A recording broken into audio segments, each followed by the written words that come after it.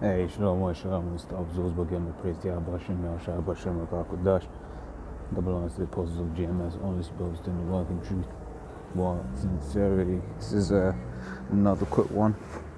This one's inspired from something Elder Ariana from Dallas said in this video.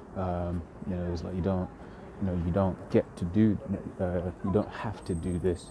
You get to do this, right? And you know it. Excuse me, please. And when I heard that, you feel it, because at the end of the day, as the elder went on to say, it's an honor to be doing this. To be doing this, but then really and truly, you were chosen. You're one of the Lord's elect, right? And of all the spirits, of all the souls that He made, of all the Israelites He made, you read Hosea 1:10 says, Israel's as the sand of the sea, right? Of all of those, you were chosen. You were one of 144,000 elect men, right, out of the nation of Israel. As I quoted the scripture, Hosea 1:10, Israel's as the sand of the sea. Right, that's Ephesians 1:4 says, according as He hath chosen us in Him before the foundation of the world, that we should be holy and without blame before Him in love. Right? Now the point there, and we'll carry on.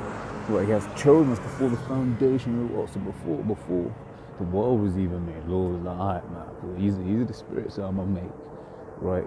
And they're gonna be my prophets, man, right? And and then this is the story that I'm gonna write out. There's gonna be a heavy destruction, a mass destruction, right? But I'm gonna deliver these men in this way, right? And when I set up their kingdom, right, they're going to be the governing body of that kingdom for eternity, right? And that's the thing, right? Because look, man, if you're one of the elect, you're one of the elect for eternity, and the Lord chose you to do that, right? So if you're doing this work right now, it is an honor, right? And the reason why the elder was doing that video was, basically just exhorting brothers to basically not get weak, right? Not let this world get you down, right? Being careful of what you take in, or you take in too much negative, this, that, and the other, right? You'll that'll play with your mind, right? But then he made the statements like, look, man, you don't have to do this work, you get to do this work. Basically, stop looking at it as if anyone is looking at it as a chore, right? Stop looking at it as a chore and look at it as a blessing, which it is, right? It's one of the at the end of the day, man, what else? And that is the ultimate thing. What else have we got out here, right? Nothing but wickedness. But then you have this little sanctuary, this little beacon of light, right? That has been gifted to us, right? One of the things, personally, used to give a quick testimony. When I first used to come into the truth, when I first came into the truth, right? I'd walk past say Christians or whatever, what have you, on street corners preaching, right? And I used to laugh, right? But as I spent more time in the truth, right now I look at it, I'm like, damn, shit, that could have been me, right? And hey, you praise the Lord because the Lord took you out of that. Because at the time, that it looked like, to them it seems the right thing to do, but it's not, right? And it's only because the Lord hath plucked you out of the world that you know that it is not, right? So I continue. It said, having predestinated us unto adoption of children by Yahushua Mashiach to Himself, right, according to the good pleasure of His will, right? And that's the thing. You might be like, oh, why are you chosen? What's special about you? Hey, Lord's realm of the elect. I don't know. The Lord just chose. Right? Why is this the chosen? Because the Lord wanted them to be the chosen. Right? Some questions are above your pay grade, man. So Lord's, if myself, you brothers watching, listening, right? Lord's will you be of the elect as well, right? And then if that is the case, then the Lord chose you because it was the good pleasure of His will. It's like, it makes me happy to choose this individual, right? This is 2 Thessalonians 2:13 says, but we are bound to give thanks always to the Most High for you, brethren, beloved of the Lord, because the Most High hath from the beginning chosen you to salvation. Chosen you to salvation. That's the thing. The Lord had the plan of destruction from the very beginning, right? And then the plan, right? Who shall be saved? That's all been since the beginning of the world. And the Lord's all, like I said, we be those men. The Lord chose us, right? It says, chosen you to salvation through sanctification of the Spirit and belief of the truth, right? So once again, just reiterating the same point that was spoken in Ephesians. Well, this is John 15:16 through to 19. It says, ye have not chosen me, but I have chosen you and ordained you that ye should go and bring forth fruit, and that your fruit should remain, and that whatsoever ye shall ask of the Father in my name, he may give it you. Right? So once again, hitting that point of, look, the Lord didn't choose, we didn't choose the Lord. These Christians say, oh yeah, 3 years ago, I let Jesus into my life. Well, error one, his name ain't Jesus, his real name is Yahweh Shai. Right? Error two, you didn't choose him, right? He chose you, right? Because if anyone could choose, then, no. Hey, it's all about the Lord choosing you, right? That's the main point. It says, these things I command you, that you love one another. And hey, that's one of the things that brothers speak about from time to time, is the love between the brotherhood, and not from, a personal perspective, but from an external, recounting external stories. People saying, oh man, hey, my woman, she was saying how she ain't really got anyone to kick it with, like how the brothers do. And by kick it, I mean like really, just, hold each other down, right? Because brothers, we got each other, man. End of the day, we take care of each other, right? Hey, no brother should be going hungry. No brother should be going cold, right? There's a brotherhood, and brothers do their best to take care of each other, right? Yeah, that's not something that people in the world have. Right? What the scriptures say also says, "You shall know my servants by the love that they have for one another." Right? It says, "If the world hate you, ye know that it hated me before it hated you." Right? And that's another thing that we should take and consider honourable as well, because, look, man, if you're catching hell for this truth, and that's because, once again, you've been chosen, right? Yeah, we could have been in one of these PG Israelite groups. We could have been in the, for instance, at the IUIC, right? Hey, they, I believe anyway. I don't really keep up with IUIC.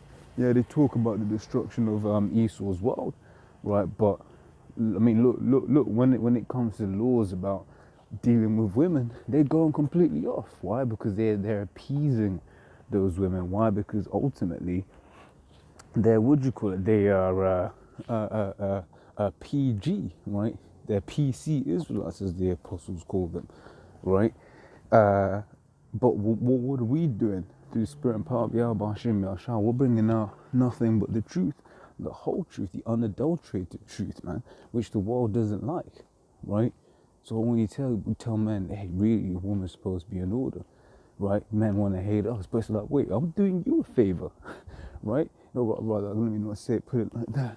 Saying, look, I'm telling you the truth, and that truth is doing you a favor, right? All the stress you're getting from your woman, you ain't supposed to be getting that stress, right? Your woman, what do you call it?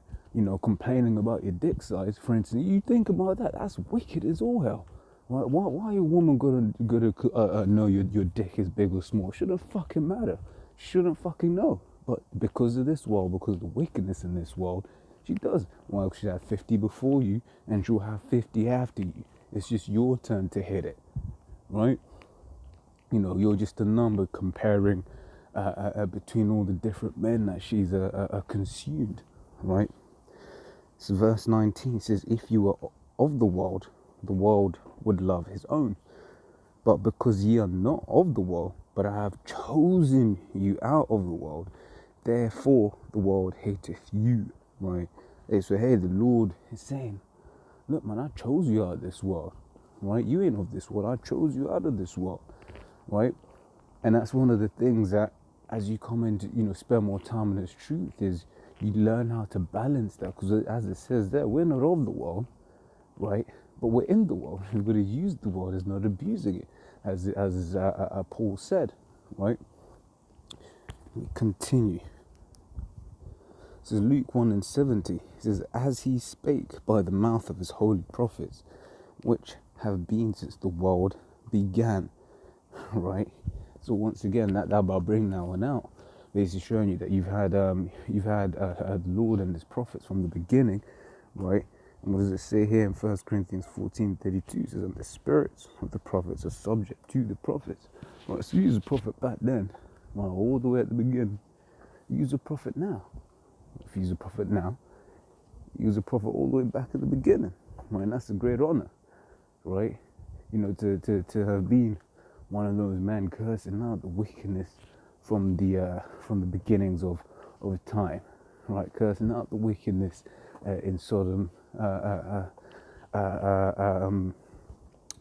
out the wickedness in all of these different captivities that we've been in, right? That's a great honor, right?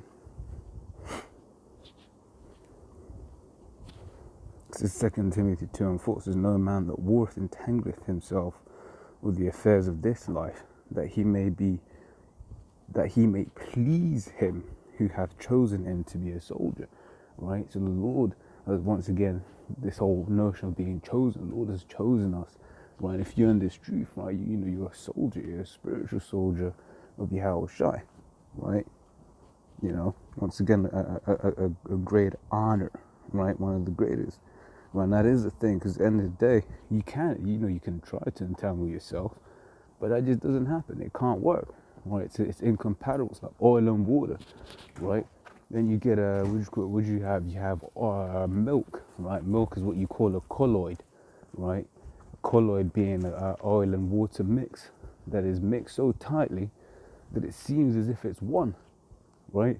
But then what happens over a process of time, right? The oil splits, right? And you get the water, you know, when you get milk that goes off, you get the water at the top and you get the fats at the bottom. Why? Because ultimately they don't mix, right? So you might try and mix with the world, might try and entangle yourself in the world, but then if you really have the alert, you go separate, man. You're going to be that water, man, right? Yeah, but that looks like that's all I have.